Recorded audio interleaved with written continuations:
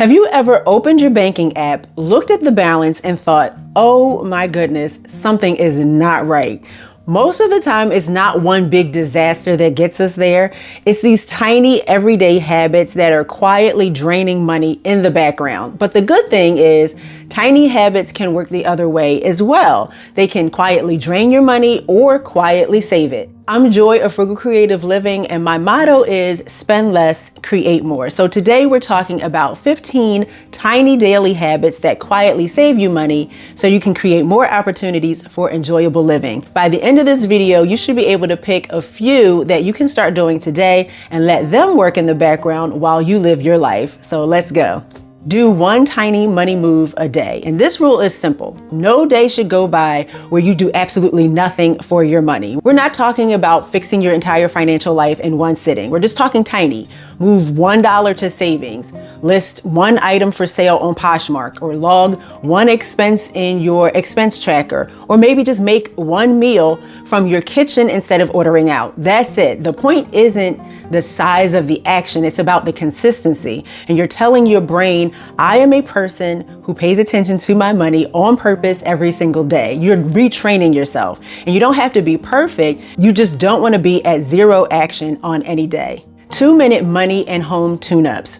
Whenever a frugal task feels heavy or annoying, like checking your accounts or meal planning or canceling that free trial or paying a bill, you can tell yourself, I only owe this task 2 minutes of my time. Just take 2 minutes to open your banking app and just look at the balance, or jot down 3 dinner meals with whatever you already have. And whatever you have down after 2 minutes, that's what you start with. You go through your mail and see what bills are due. And most of the time, once you start, you'll keep going. But even if you don't, you still win because you lowered the friction and chipped away at the task.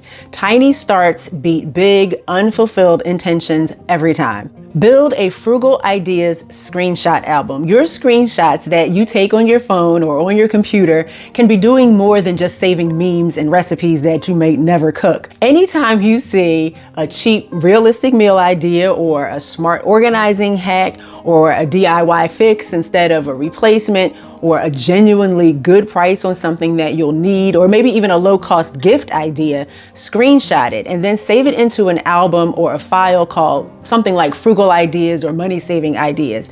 So then when you're tempted to shop, or you're bored, or you can't remember where you saw that really good idea, instead of opening your favorite shopping app or searching all over the Googleverse, you can just scroll those ideas that you saved first, because you're feeding your brain solutions that save money instead of running across a bunch of ads that are designed to take it. Get 1% more unapologetically frugal. And this is where we just gently push against the little voice that says, people are going to think I'm cheap. Every day, just do one slightly weird for you, smart, frugal thing. It could be bringing your own coffee to an event, or splitting a restaurant meal with someone, or reusing a gift bag and not even trying to hide it, or maybe wearing the same outfit twice in a week without apologizing, or just bringing your own snacks on a road trip instead of stopping along the way. You're just stretching your comfort zone by 1%, not trying to give yourself a 100% overhaul. Over time, you get more comfortable choosing what's wise over what looks impressive. And somebody might think that you're weird, but the you that you're trying to become will think you're brilliant. Water first, wallet later. So before you buy a drink or a snack or head out to grab something, drink a glass of water at home, or ask for water first when you're out at a restaurant. A lot of those I need a drink or I need a snack moments are really thirst or boredom or just habit. So give yourself a little buffer.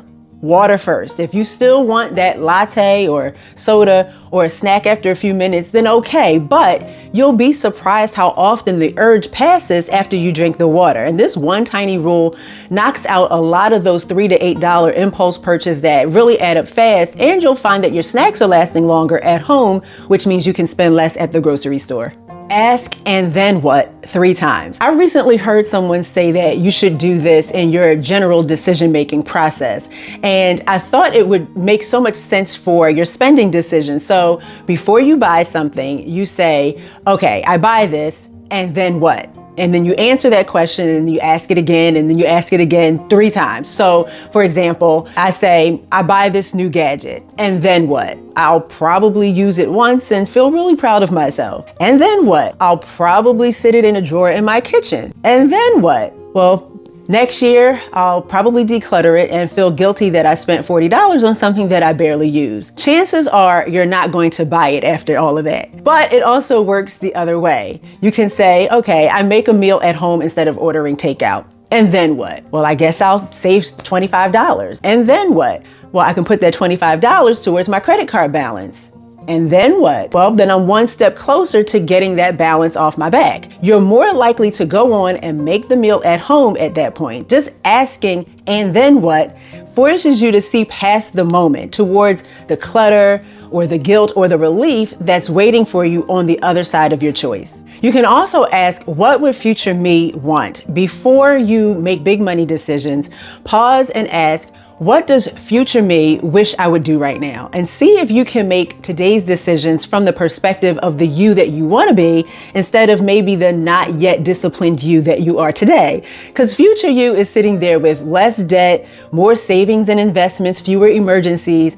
And future you is tired of cleaning up past you's mess. So future you might say something like, please do not put that on your credit card, or use what you already have first, or buy the better version once instead of the cheapest version 3 times. The habit of thinking as future you just pulls you out of that I'm stressed, I deserve this moment and reconnects you with the life that you're actually trying to build, not just the mood that you're in right now. Give every dream its own can. Anytime you need to set a financial goal, whether it's for the holidays, car repairs, vacation, emergency fund, self-education, give it a labeled home. It could be in a separate savings or investment account or a cash envelope or a jar or actual can. As money comes in, you're not just vaguely saving. You're saying, okay, $10 goes into vacation so I can go to the Bahamas next summer, or $20 to car repairs so I can get new brakes, or $15 to the emergency fund so I can handle unexpected things as they arise. It just helps you to see each dream or goal growing, and those dollars are less likely to accidentally turn into random purchases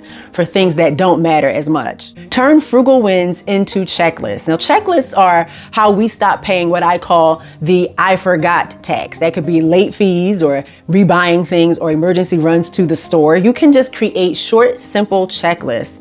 It could be your grocery staples checklist, just checking off what you already have at home so you're not rebuying the same stuff. Or it can be a before I hit checkout checklist with a few questions to ask yourself, like, do I need this? Can I wait 24 hours? Is there a cheaper option?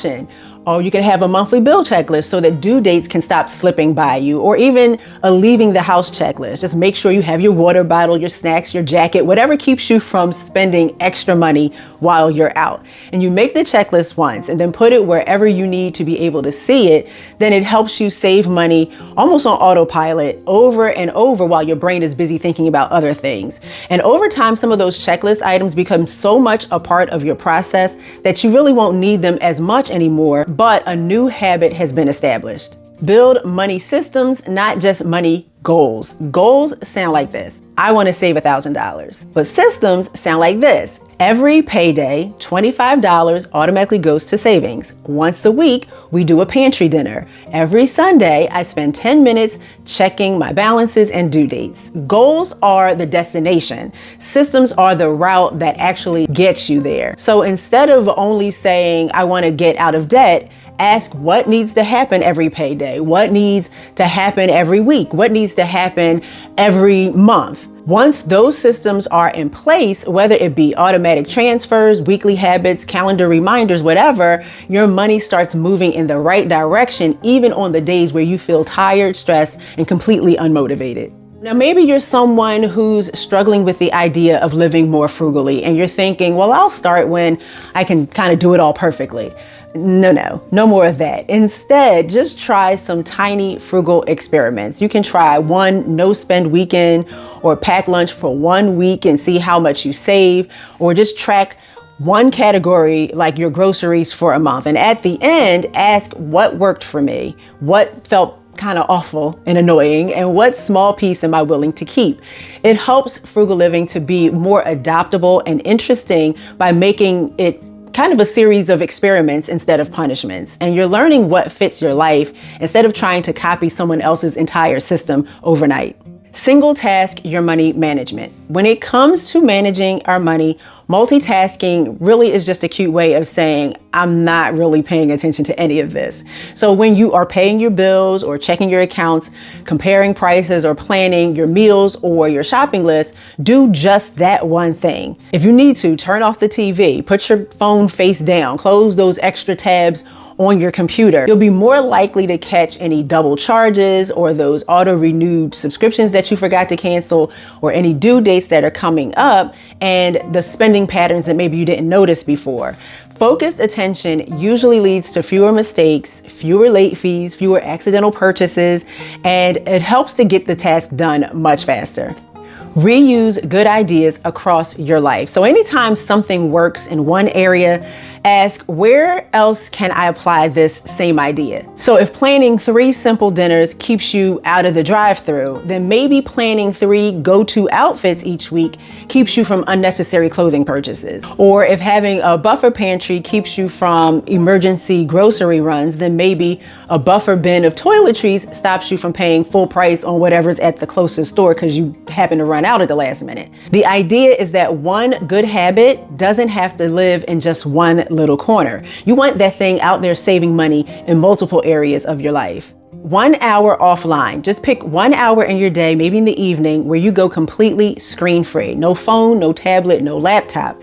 And in that hour, you can read a library book, craft or work on a DIY project. You can cook a small meal, declutter one of your dresser drawers, or maybe just sit and stare out the window like it's 1992. Why does this matter for money? Because so many of our purchases start with scrolling. Those ads that follow you from app to app, or the limited time sales, the influencer recommendations. Sometimes it's just boredom browsing that ends in a cart. Take away the scroll, and for some of us, we automatically remove a huge chunk of temptation. Plus, you can reconnect with those low cost or free hobbies that actually bring you some joy. Act after you learn. We all love a good frugal tip. We love watching videos, reading blog posts, and scrolling through ideas.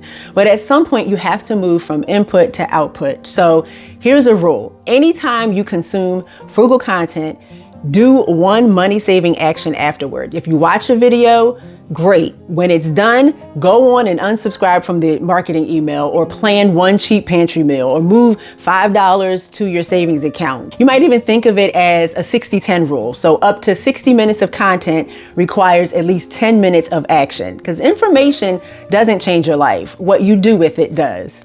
So there it is, 15 small daily habits that quietly save you money, and you don't have to do them all at once. Just start by picking 3 that feel the easiest or the most fun and give them a test drive this week. And notice what changes, notice how you feel, notice where your money stops leaking. And if you like these tiny practical habits, please give this video a thumbs up and share it with a friend that might also find it useful. Subscribe to the channel, and then use these tiny habits to help you spend less and create more. And I'll see you next time. Bye.